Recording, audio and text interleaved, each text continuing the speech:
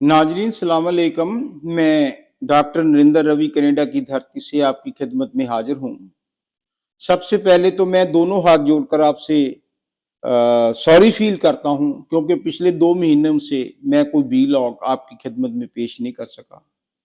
मुझे पाकिस्तान के बहुत लोगों ने बड़ा प्यार दिया, बड़े अच्छे कमेंट्स दिए, हौसला अफजाई किया। अक्सर 1-2% तो लोग ऐसे होते हैं, नॉट इवन बाई 1-2%, लेकिन मूली से 1-2 लोगों ने, अब उनकी जैसी भी सोच होती है कि आप पाकिस्तान की जासूसी करते हो, ये कर रहे हो, वो कर रहे हो, आपको पीछे कोई कॉन्स्पिरेसी है। भाई साहब, मेरी कोई कॉन्स्पिरेसी नहीं। मैं मोर देन 72 ईयर्स ओल्ड हूँ, मरने की तैयारी है। मैं कॉन्स्पिरेसी करके क्या लेना है? परमात्मा ने, अल्लाह ने, खुदा ने मुझे बहुत कुछ दिया है। मैं तो रात उनका, खुदा का दोनों हाथ जोड़कर शुक्रिया अदा करता हूँ। कोई वेल्थ की कोई प्रॉब्लम नहीं, कोई हेल्थ की कोई प्रॉब्लम नहीं, कोई बच्चों की कोई प्रॉब्लम नहीं। सारी जिंदगी आनंद माना है, आनंद में ही रहते हैं। बस मुझे किसी में ये डिफरेंस नहीं मेरे दिल से कि ये पाकिस्तानी है या इंडियन है या कनेडियन है या अमेरिकन है। हम उस खुदा के बच्चे हैं, ये बात समझ लेनी चाहिए। जब हम पैदा हुए तब उसी तरीके से हुए, जब हम मरेंगे तब उसी तरीके से होंगे। ये तो हम लोग हैं कि अगर पाकिस्तान में पैदा हो गए पाकिस्तानी बन गए, इंडिया में पैदा हो गए इंडियन बन गए, हिंदू के घर में पैदा हो गए हिंदू बन गए, मुसलमान के घर में पैदा हुए मुसलमान बन गए। लेकिन हमारी जो रूहानियत है वो तो एक है। हमारा पैदा करने वाला खुदा एक है, और वापस हमने खुदा के साथ ही मर्ज होना है। जब हमारा अल्टीमेट गोल एक है, तो ये मैं जातों पातों में विश्वास नहीं करता। आप ट्रस्ट करो, मैं कोई शो ऑफ नहीं करना चाहता। आज ही मैं बैंक से जाकर आया हूं, तो वो बैंक की लड़की मुझे जानती थी, टेलर। वो कहती, अंकल जी, ये आप पैसे, आपके पाकिस्तान में भी कोई रिश्तेदार रहते हैं? आप पाकिस्तानी हो? हमने तो सोचा कि आप इंडियन हो। मैंने कहा, मैं आपके हिसाब से मैं इंडियन हूं, वैसे तो मैं इंसान हूं। वो कहते, ये पैसे पाकिस्तान में, ये कौन है जिसको आप भेज रहे हो? मैं नाम तो नहीं बताना चाहता। मैंने कहा, ये कोई मेरा फ्रेंड है, इसकी बेटी की शादी है, ये थोड़ी सी इसको पैसे की जरूरत थी, मैं भेज दिया। अगर मैं पाकिस्तानी या इंडिया से नफरत करता, क्यों भेजूं? There are more than 100 examples. जब मेरी वाइफ ने भी मुझे, जब मैं सोया पड़ा था, वो कहते कि पाकिस्तान में बच्चियों की शादी हो रही है, उनको कुछ भेजो। मैं भाई साहब ईमानदारी से कह रहा हूं, कोई आसान नहीं कर रहा ना, मैं बताने में चाहता हूं कि we are all brothers and sister.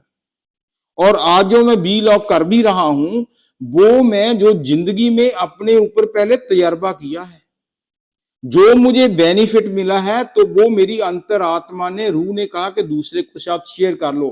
मैं कोई यूट्यूब देखकर नहीं कहा, मैंने कोई सुनी सुनाई बातें नहीं की। जो कुछ भी अपने शरीर के ऊपर मुझे बेनिफिट मिले हैं, वो ही आपसे शेयर करता हूं। और ना ही कोई मेरा ये पर्पज है कि कोई मैं अपनी दवाई बेचनी है, या कोई मैं अपनी पर्सनल कोई यहां पर बेनिफिट लेना है। नहीं नहीं नहीं भाई साहब, बेनिफिट देने वाला वो खुदा है, वो अल्लाह है। उसने बहुत कुछ दिया है, मैं तो उसका शुक्र करता हूँ। शुक्र है, शुक्र है, शुक्र है कि मैं तो आम सो लकी कि मुझे हर तरफ से खुशी खुशी खुशी मिलती है। मुझे तो जितने भी हमारे कनाडा में पाकिस्तानी बहन भाई रहते हैं, वो इंडियन से ज्यादा प्यार करते हैं। मैं तो उनका दिल से ऋणी हूं। और इसलिए मेरी आपसे रिक्वेस्ट है, थिंक इट पॉजिटिवली। ये जो लोग हैं ना, ऊपर वाले दिमाग जिनका 1-2% लोगों को खराब होता है, जो वो हमारे में नफरत फैलाते हैं। अदरवाइज नफरत से कभी किसी ने कुछ पाया है? जिन प्रेम की होते नहीं पाए हो। जीसस क्राइस्ट में God is love, love is God. जब प्यार करोगे ना किसी को, तो जो मजा अंदर से आपको मिलेगा, वो बाहर से नहीं मिल सकता। और यही कारण है कि मैं ये बी लॉग शुरू कर रहा हूं। इस बी लॉग का जो आज का जो टॉपिक है, वो है जो बुजुर्ग लोग हो जाते हैं, जैसे मेरे जैसे बुजुर्ग लोग हो गए। आप मेरी स्किन को देख रहे हो, 50 के ऊपर, 60 के ऊपर। इंडिया पाकिस्तान में तो 50 ही मान लो, जहां पर कनाडा में 60-70 मान लो, क्योंकि जहां पर लोग लोग अवेयर हैं अपनी हेल्थ के लिए। वो एवरी मंथ और 6 मंथ में अपनी हेल्थ चेक कराते हैं, एक्सरसाइज भी करते हैं, फूड का भी ध्यान रखते हैं। Majority, not all. लेकिन इंडिया में क्योंकि हम, हमारी कुछ ऐसा ही रहना सहना है। हमने, जो मेरे फ्रेंड है, वो तो ऑलमोस्ट 30% तो लोग खुदा को प्यारे हो गए। और जो कोई मिलते भी हैं 10-10 का साल काम भी है, वो बुजुर्ग लगते हैं मेरे से, वो काफी बुजुर्ग लगते हैं, क्योंकि उनका रहना सहना, खाना पीना वैसा ही होता है। इसलिए मुझे, मेरे दिमाग में आया कि मैं आम आम better than most of my friends इतनी उम्र में भी, क्योंकि ना तो मेरे झुंडियां पड़ियां पड़ गई, मैं ये नहीं कहता, ये ना सोचना कि चिट्टे बाल नहीं है, चिट्टे बाल हैं वो तो मैंने कलर किए हुए हैं, लेकिन फिर भी मैं चल फिर सकता हूं, कोई पेन नहीं है, कोई मुझे आज जो है कोई हार्ट की प्रॉब्लम है, कोई ब्रेन की प्रॉब्लम है, कोई स्किन नहीं, कोई ड्राई है मेरी, बिल्कुल हाथ चमक रहे हैं, क्योंकि जिम में जाता हूँ, सोना में बैठता हूँ, हॉट वाटर लेता, टब में बैठता हूँ, वैसलीन लगाता हूँ, कानों में लुब्रिकेट भी करता हूँ, जैसे कार में लुब्रिकेट करना जरूरी है, ग्रीस लगाना जरूरी है, इसी तरह मैं कान में भी डालता हूँ, नाक में भी डालता हूँ, नेबल जो धुन्नी है उसमें भी डालता हूँ, आड़ियों पर भी लगाता हूँ, ग्लेसरीन लगाकर फिर मैं पानी में बैठता हूँ, उसको अच्छी तरह वो साफ करके तेल वगैरह भी लगाते हैं, इसलिए हेल्थ भी गुड है। तो मैंने सोचा कि जैसे मैं अपनी हेल्थ को मेंटेन कर सका, मैं अपने बहन भाइयों को, यही मेरा पर्पज है, उनको अपने पर्सनल एक्सपीरियंस बताऊं कि जब हम 50, 60, 70 के हो जाते हैं तो उसमें जो हमारे मसल्स लूज हो जाते हैं, कड़कड़ की आवाज आती है, जॉइंट पेन होना शुरू हो जाते हैं, खाना पचता नहीं, नींद नहीं आती, आंखों की रोशनी कम हो जाती है, दांत कमजोर हो जाते हैं, निकलना शुरू हो जाते हैं, झुर्रियां पड़ जाती हैं, हैं जी, बाल उड़ जाते हैं। तो उनसे बचने के लिए, वैसे तो ये तो बात है कि ये तो कुदरत का निजाम है कि एक ना एक दिन ये कम कम कम कम कम होगा ही होगा, दर्द भी होगा, निगाह भी कमजोर होगी, खाना पीना, दांत भी निकलेंगे, सब कुछ है, ये तो कुदरत का निजाम है, लेकिन वो जल्दी ना निकले उसके लिए तो हम कुछ अपना बंदोबस्त कर सकते हैं ना। मौत जैसे कहते हैं कि मौत आनी आनी है, कुछ लोग ये कहते हैं कि मौत इज 100%, वो तो आएगी, अगर आएगी तो फिर क्यों ना ऐश कर लें, खाओ पियो ऐश करो, eat drink and B Mary, जब मौत आनी है। मैं कहता हूं मौत आनी है, आई एग्री विद यू, पर जरूरी तो नहीं कि मौत हॉस्पिटल में जाकर आए, मौत डॉक्टर की सुइयां लगा लगा कर, डाइपर लगा लगा कर, बलगम निकाल निकाल कर, मुंह पर मास्क निकाल निकाल कर आवाज निकले ना, वो मौत मरनी है, मौत तो वो भी वही आएगी या आसानी से मरना है। तो इसलिए कोशिश करनी चाहिए कि we have to think positive. तो जो बुजुर्ग हमारी अवस्था, हमारी उम्र में हमें 3 चीजों का ख्याल रखना चाहिए। वो क्या है कि हमारी खुराक में क्या होना चाहिए, हमारी डाइट कैसी होनी चाहिए, उसका हमारी ओल्ड एज पर काफी हद तक असर पड़ता है। वे हम क्या खाते हैं। देखो भाई साहब, ये ऐसे है कि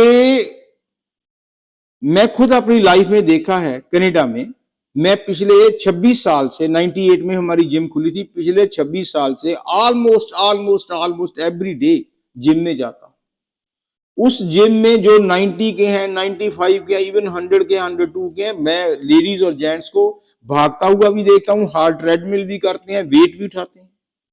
लेकिन कुछ लोग ऐसे भी हैं जो 60 में चल ही नहीं सकते, हर दिन हर वक्त सोफे पर पड़े रहते हैं, हॉस्पिटल में पड़े रहते हैं।